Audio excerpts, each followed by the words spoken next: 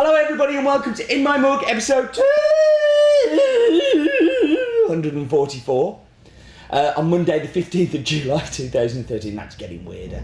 And I'm your host Stephen Layton, and this week, as always, great coffee. Not so much of a great story to go with it this week, but lots and lots of interesting descriptors and somewhere we haven't been for a while, so it's good. But before that, it's time for the news. Let's get on with this. Espresso course. There are a few places left for the espresso course. I'm going to put a link somewhere. You should go snap up one of these espresso courses. Dale and Chris run them and it has been really, really well received so far. So go sign up. Last couple of places to be quick. You may notice if you're watching this on In My Mug website that there is a new video player around me. It seems to be much more reliable. It also has a full screen capability and doesn't keep you hanging around quite as much. Seems to be buffering much quicker. I'm much happier with it. But I would love to hear your feedback and your experiences with it. And beans means tasting. Do not forget the guest blend this month. It has gone really well. I would hate you to miss out. This is one that will definitely sell out before the end of the month. And you guys said that I'm a bit mental for doing it, but you like it, so that's good. And that was the news! So it's time for 20 seconds on, and this week it's on Caldi the goat herder. Oh, I hate this story.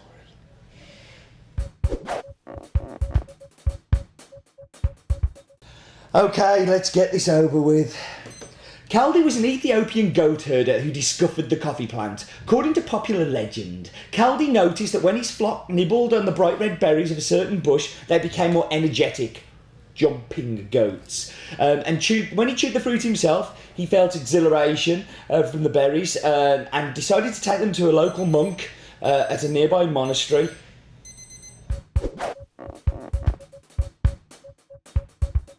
So the story goes, he took them to this Islamic monk at the nearby monastery and he gave them to him.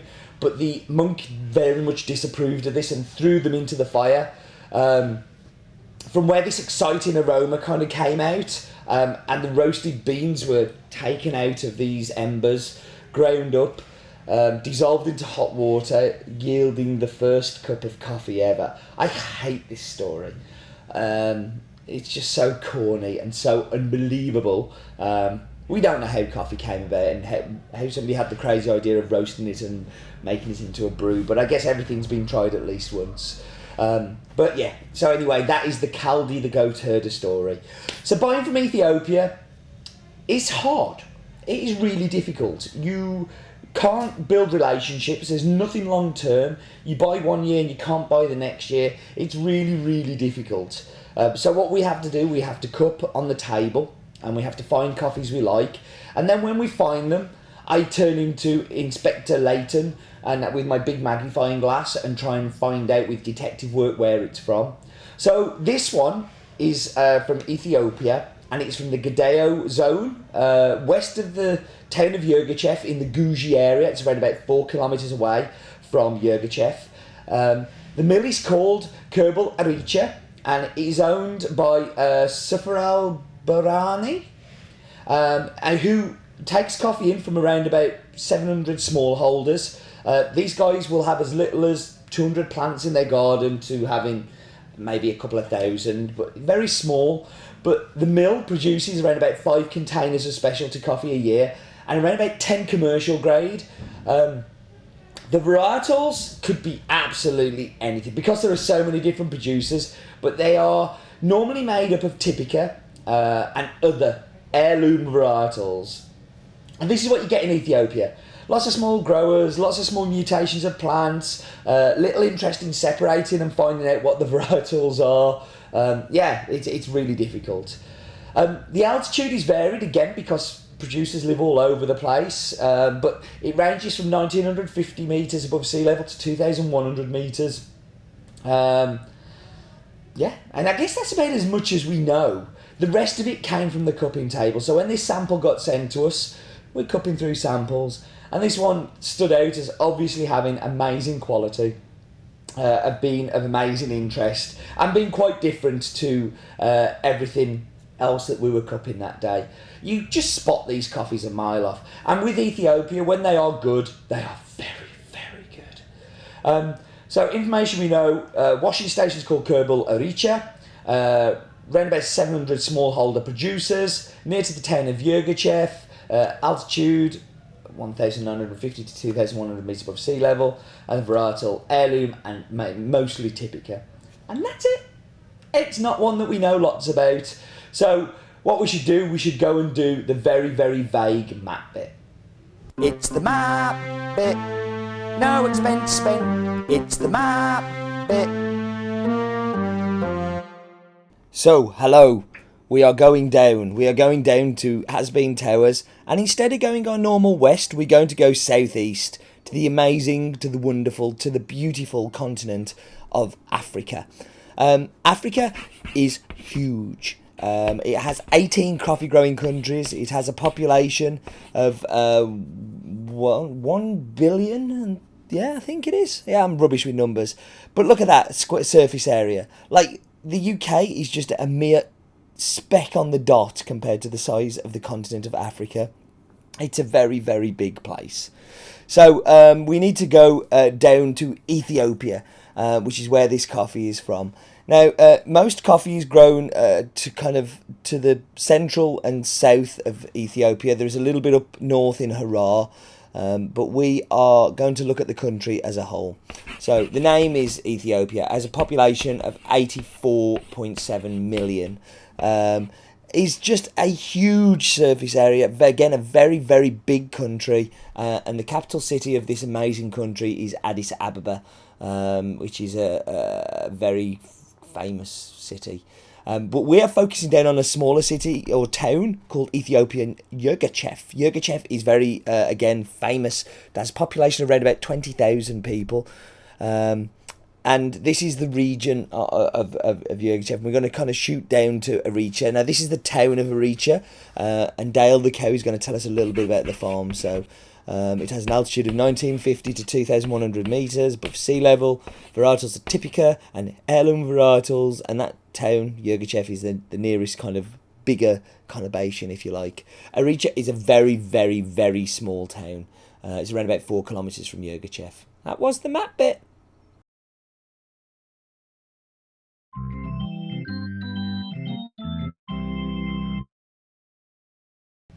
You thought the description was vague. Wasn't that map bit a little bit vague? It's now time for Roland's Daft Fact, which I'm sure will be far from vague. Roland's Daft Fact of the Week.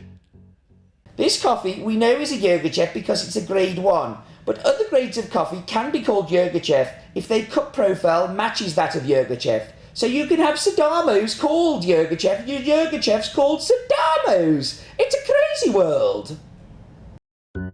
Roland's Daft Fact of the Week. You know what, Bluey? It is a crazy world. So we say goodbye to the cone and we add the siphon. My pinboard, my wheel of death is dying. It's falling apart. Might need to repair it. So we have latte. Oh God, latte. Right, okay. Well, I was going to have a milk drink anyway, so latte's fine. So that is our wheel of death. I'm going to whack you on pause. I'm going to go and make tasty and delicious drinks, and I'll be back with you in just a moment.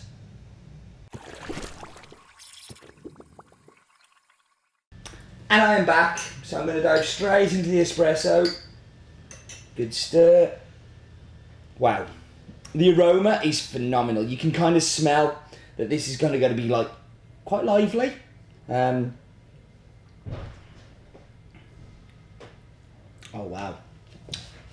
So, do you remember the Mamma Mina from a few weeks back from Nicaragua? It's kind of like that in lots of ways. It's very bergamotty. I mean, massive bergamot, lemon, Earl Grey, very tea-like, but it's like Mamma Mina on steroids. There's a little hint of apricot there too.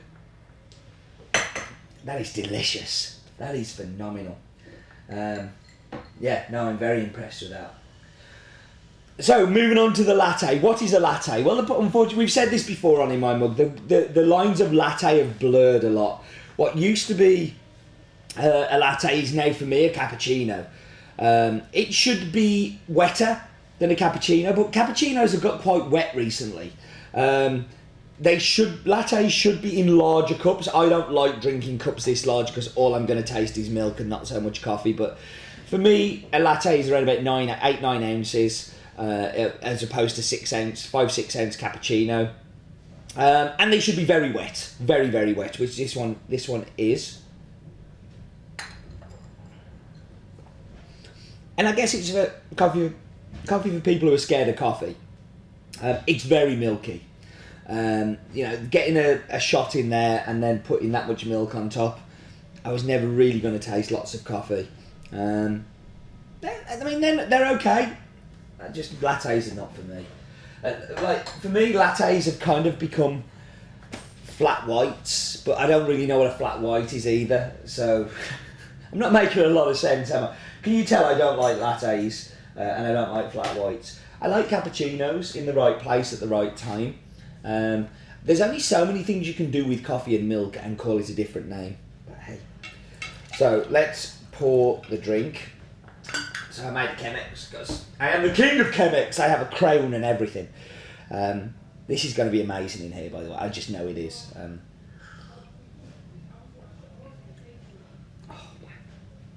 So it's Earl Grey, it's bergamot, it's tea-like, there's apricot, there's peaches, there's a whole heap of summer fruits going on in there. It's amazingly, painfully clean.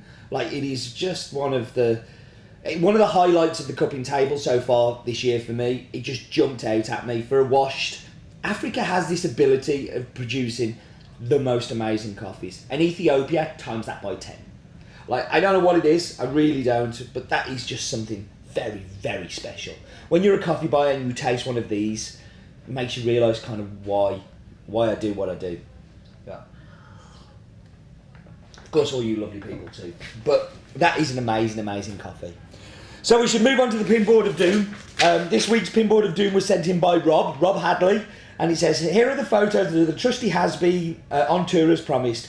One is in Gorome, Cappadocia in Turkey, with breathtaking surgery. The other is in the Blue Mosque in Istanbul. Turkey is an incredible country despite the rubbish coffee and wine.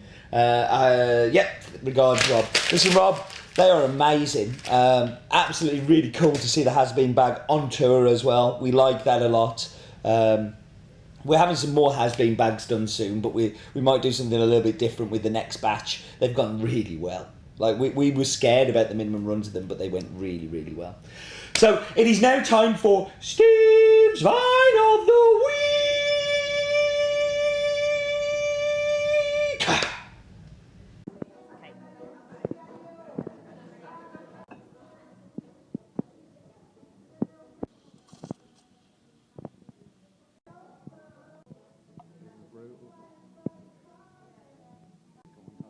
So that was sent in by Stephen and Leslie at Vice Coffee Inc., which is at the Twisted Pepper in Dublin. Now, if you have not been to the Twisted Pepper in Dublin, you are missing out. If you are in Ireland, you need to go and see the team in there. They do an absolutely amazing job. Like, really, really cool people. They don't just have us; they have other coffees in there too. But yeah, it started off as the original 3FE, and people who've watched these in my mugs for a long time. I think episode 69 we did when 3FE first opened, but it's now handed over to the guys at Vice. They are doing a super job, so do go in and see them in Middle Abbey Street in Dublin city centre. So yeah, thank you very much, Stephen and Leslie. So that's it, we are done, time to wrap up. Thank you very much for joining me as always, and do remember, life is too short for bad coffee. See, I can't finish it without saying it.